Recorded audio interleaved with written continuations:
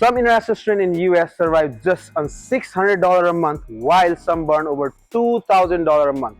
So before you pack your bag, ask yourself that which one you want to be, $600 or $2,000. When I came here for my first 6 months, I had no guidance and I overspent, made mistakes, and learned the hard way. So on the right side of your screen, I will show you my real expenses that I did, and on the left side of your screen, I will show you my friend's expenses that he did by using my tips and tricks, and you will see the difference.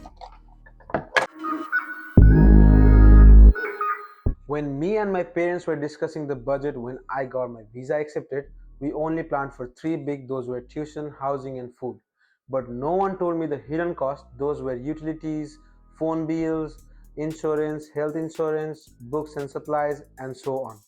So these small expenses adds up and explode your budget. So let's break it all down, starting from the biggest, housing. Housing is usually the biggest expenses in international students' life, and is not just the rent. You gotta pay utilities like electricity bill, water bill, Wi-Fi, which adds up another $100 a month. So I have divided housing into three options. Number one is on-campus housing. On-campus housing ranges between $900 to $1,200 a month. One big plus on that is you don't have to pay for the transportation since everything is available on the campus. Option two, live near campus. I used to live near campus, that is off campus housing. I used to pay around 600 to 700 per month including utilities, which I don't recommend because I honestly think I overpaid. Option 2 is still good in transportation because it's usually near the campus, so you don't have to pay for the transportation. Option 3, live farther from your university in cheaper neighborhood.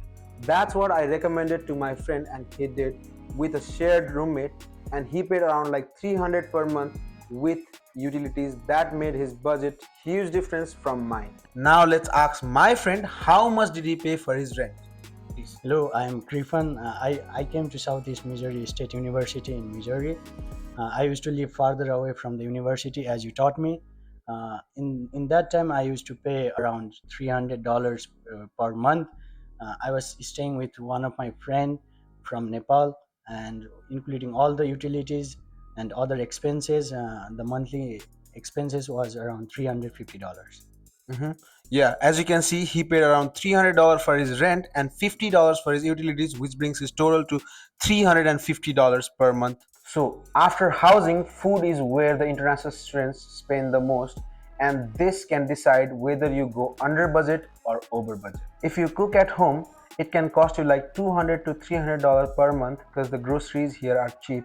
But if you go and eat out every day or like frequently, then the budget can easily jump up to $700 to $800 per month. When I first came, I learned no cooking, so I used to eat outside mostly in the university or in the restaurants, and my budget was around 600 per month. Now let's ask my friend. As you advised me to learn cooking in my country, I did that and also brought some spices for which would last for 6 to 7 months.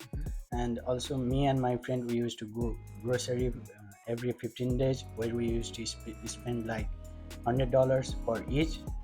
Every month we used to spend like $200 per person. Yeah, and trust me, guys, $200 per month is actually enough for a guy to do his groceries. Number three, transportation. Transportation is one of those hidden costs that most international students don't know about how to spend their money. If you are using daily rides like Uber and Lyft, your monthly expenses can go as high as $700 to $800. But if you use public transports like bus, it can go as low as $20 to $30, and that's where I did all my mistake. I used to spend like $200 to $300 per month in Uber rides because I used to do like both. Sometimes I used to do Uber and sometimes I used to go on the buses, but it's better if you use bus. Now let's hear from my friend how much did he spend on his transportation when he came to US. I had already contact with one of our brother from the university.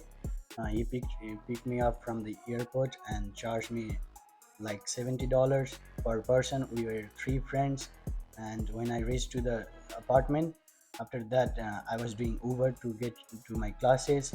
But later on, when you taught me about the university shuttle and all, I started taking the university shuttle, which was free for every student there. Yeah, and if you are using buses, it's mostly like $1 per ride, because when I was in my university, the buses used to charge like $1 per ride, so it's like monthly cost like $20 to $25 for the transportation if you start using buses and shuttles. Now let's talk about some hidden costs that no one talks about, but it really matters because it can explode your budget. Besides rent, food, and transportations, here's what adds up every month. Phone bill. I used to pay like $60 because my account was like a single account and it was under T-Mobile. But later I knew that we can do a family plan, and let's hear what my friend did. At first, university provided us Mint mobile plan, which was free for the first month. After that, I got into a family plan and used to pay around $30 per month. Second was laundry, and it was quite surprising for me because I used to go in the laundry shop and they used to charge me $12 per laundry. In our apartment, there was laundry room where they used to charge $2 to make a card, and we can use that card for the laundry. So number three is books and supplies. I bought all the new books, which costed me like $210 because the books here are really expensive. I only spent around $60 for the whole semester because I bought the cheap books. And also some of the books are free in the online if you check it. And number fourth, it was clothing. When I came, it started to snow and I had to buy a lot of clothes which were really expensive. That around costed me like $300 to $400 for whole semester. As you told me to bring all the clothes from Nepal, I did that and it was zero cost in the clothes. So here's the full picture. As you saw, my expenses were around like 1800 to 2000 per month, and my friend's expenses was around like 600 to 700 per month. And after that, I found the best budget plan was per month 500 to $800 depending on your needs. Now you know how much it really costs to stay in US and study in US. Drop down your comment below telling that what's your budget if you are already studying in US or if you are planning to come in US. Now if you want to go beyond budget, please hit that subscribe button because I got investment videos and university vlogs coming up so you don't miss it, and press the bell icon for my upcoming videos. $1,000, take your holiday.